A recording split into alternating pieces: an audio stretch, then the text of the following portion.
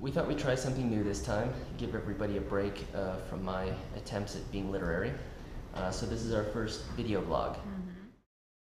Spent some time in Panama City, saw the town, had basically a never-ending walk through the downtown.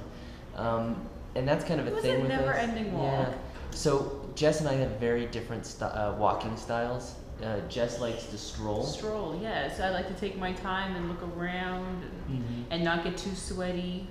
I walk with determination. If I'm walking, it means I've got somewhere to go, and I want to get there. He just wants to hike everywhere. So basically what happens is I end up several steps out front until either I get yanked by the hand to pull me back. No, I pull your arm back. Yeah, or I hear this, I'm back here, I'm back here. While we were in Panama City, we went to the Panama Canal, to the Miraflores locks, and saw some of the ships go through. The museum was closed, we got there too late. Yeah, but we did see something really cool while we were there. In the parking lot area, we saw the capybaras, the largest rodent in the world. And they're really big. Yeah, they got these big round heads, round faces. They're furry. They're the big rodent teeth. Yeah, they're quite cute. They start in Panama and they're all through South America. It's the first time we've seen them though. We decided to ship the bikes by air instead of by sea to Bogota. Yeah, there was no way that I was going to take the boat across. I had read so many blogs about it, and everybody said that they were getting seasick. And so we did the 1 hour boat ride when we went scuba diving in Panama. And even then I was feeling sick. So. And that wasn't even like the open sea. Okay. So we took the bikes over to the airport, to Girag Air Services, which Jess had found online. And then we flew to Bogota ourselves. So while we were in Bogota, we took the bikes over to the BMW for servicing. They needed their 20,000 kilometers. And then we did a few things ourselves. We went to the Gold Museum, Museo de Oro. Yeah, it was quite nice. Yeah, basically the whole time Jess was picking out what she wanted me to buy her with the money that I don't have that's being spent on this trip.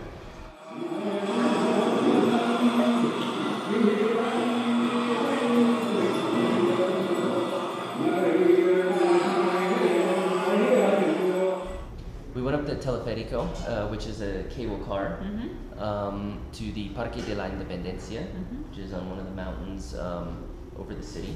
And Bogota itself is already at 8,500 feet, 2,600 meters, something like that. So it's already really high up. But basically we stood in line for 45 minutes. 45 minutes. Yeah, waiting to go up with all the kids and the families that wanted to go and see as well. And then we were on the wrong side of the cable car. Yeah, we were facing the mountains, so all you could see were the trees. You didn't see anything. And the people behind us were so tall, so even if we wanted to look out to the city, you couldn't see anything. And then whenever you're packed in like that on a bus or one of these cable cars or something, someone always feels like they need to be resting on it. Yes. So Jess taps me at some point and like to point over that some really short woman had her head rested on Jess's hand. I had a kid that was leaning up against me. I mean, it's just like people kind of forget. There were 40 anything people about in space. those things. Yeah. So. Cable car. So basically, 45 minutes wait. We didn't see anything up. 2 minutes of looking around to see the view. It was kind of cloudy. Yeah. And then a long wait to get back down. Yeah, but luckily they opened the train. Oh yeah, they call it the funicular. Funicular. Yeah. So it's a train going down, which was very uneven. Yeah. Yeah, the moment that it starts to stop, you're like on a slant, and there's nowhere. You're just standing. You're holding onto rails like a subway. And then we did another just unending walk through downtown. It was a nice walk. Where we struggled to keep pace with each other, me going too fast, Jess going too slow. So then we went to BMW, collected our bikes, they did the servicing, did a little bit of the repairs we wanted, not everything at all. we wanted. In shipping the bikes, it's clear that Jess's bike took a fall, probably during the flight. Yeah. Knocked the case a little bit. Yeah, the brake got bent the mirror. Yeah, and the brake handle was bent. Once we had the bikes, we set off through Bogota, and initially, I guess we hadn't seen the worst. No, Greg thought that Colombia traffic was fantastic. The moment we arrived in Bogota, he was so happy that we were rushing through things and there wasn't too much going on. Maybe it was the hour of the day or the taxi driver. And then even we asked the taxi driver, we asked, is it this bad? He goes, no, it gets much worse. Yeah, he didn't say much worse. But anyway, of course, when it was time for us to leave, the traffic was horrendous. Yeah, and it was on a Monday afternoon. Yeah. just horrendous. And our destination was south. The BMW is in the north part of town. We basically had to cut through the entire city. Yeah, it was the worst time horrible. of day. Brutal. From there we went to Salto de Tacandama, which Jess had found online. Yeah, it was supposed to be like this great waterfall. The only bad thing about it was the stench from the river. Supposedly it's all polluted, and that it would smell on your way up, and then at the top it should be fine. And then when we went, yeah, it was absolutely horrible. Oh, it was horrendous. The water had foam all over it from all the pollutants in it. But at the top it was quite nice. But Yeah, there was no way you would ever swim in that. It was so bad. Yeah, looks great, but Yeah. So from the Salto we went south on Ruta 45 to Neiva. Yeah, people said online that was supposed to be a very scenic route. It was nice. There was some nice scenery. It was but all quite straight. It was quite straight. It wasn't like great motorcycling or anything. There was some farmland, I guess, that people probably liked. Pleasant. Probably 2 or 3 really nice spots when the sun was setting. It was nice. One really great thing about motorcycling in Colombia is that motorbikes don't pay the highway toll. Yeah, and there's a lot of them. There's a lot of them for short stretches, and it gets really expensive. Yeah, when we went to the waterfall, we ended up going. It was the first one that we had seen, so we went where the cars were. Yeah, and we didn't see there's a side area for that motorcycles. said motorcycles to the right. Yeah, but it's quite small. It's just a little path. And I saw that there was a bicyclist that went by, and I thought, oh, okay, maybe they just meant bicycles. But then, yeah, the guy covered the camera. The camera as we passed after we paid. The security camera. And then the police stopped us right afterwards and were kind of asking, well, did we pay? Why did we pay? It got a little confusing because we didn't at that time realize that we weren't supposed to. Anyhow, but it was a lot. It was $4 per bike. Yeah, so it really adds up. Yeah, and we probably passed 5 or 6 of them on our way. We reached Neiva by the end of the day. It's a pretty happening town. Yeah, it was nice. A lot going on. A lot of hotels, but not a lot of parking, or not a lot of hotels with parking. Yeah, it was all old buildings that were quite small. Yeah, so we really had a tough time finding parking for the bikes. So Neiva has some nice but bizarre statues around town, and I saw a few of them while I went jogging in the morning. In the morning, we took a ride to the Desierto de Tatacoa, and it was a pleasant ride. Yeah, it was hot, though. It was a hot, pleasant ride. Yeah, it was nice. It was a bit twisty. Secondary highway. Yeah. Yeah. Real easy going, real nice, fast going. Yeah, we were going quite fast. Right up until we had an incident. Jess took a fall. She slowed.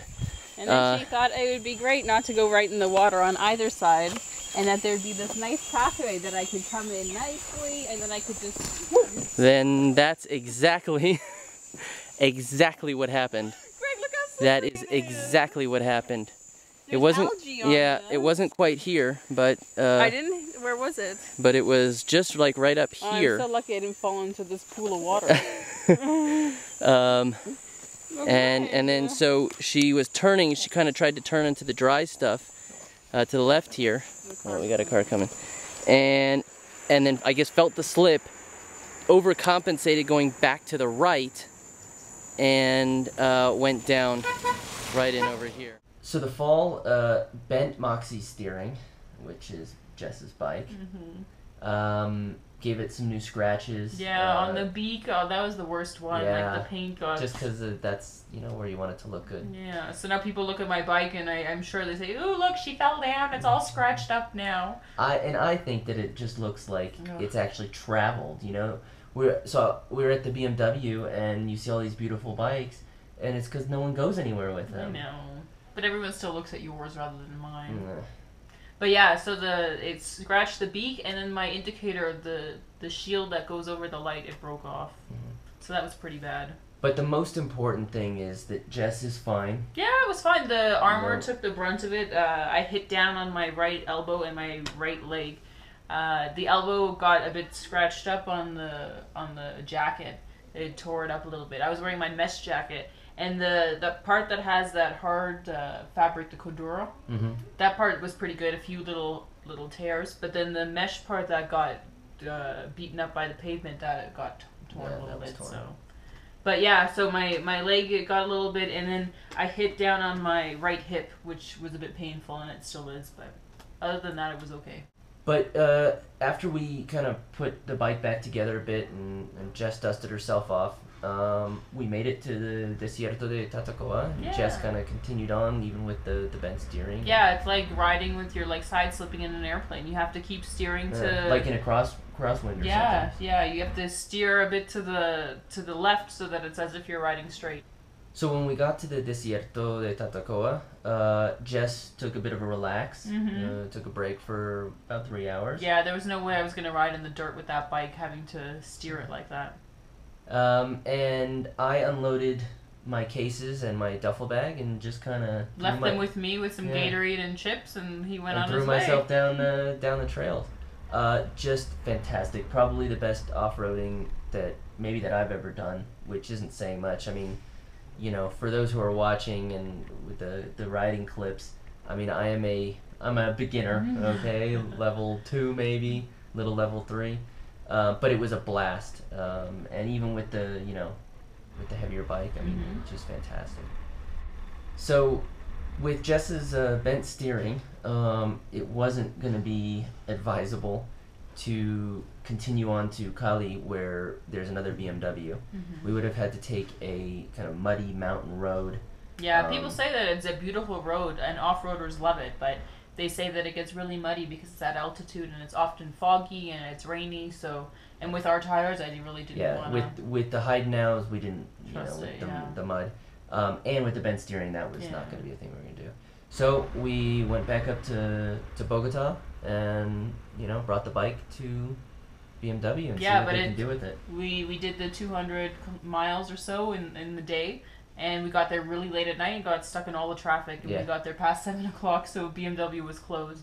So we found a hotel, and then Greg was able to bring the bike this morning.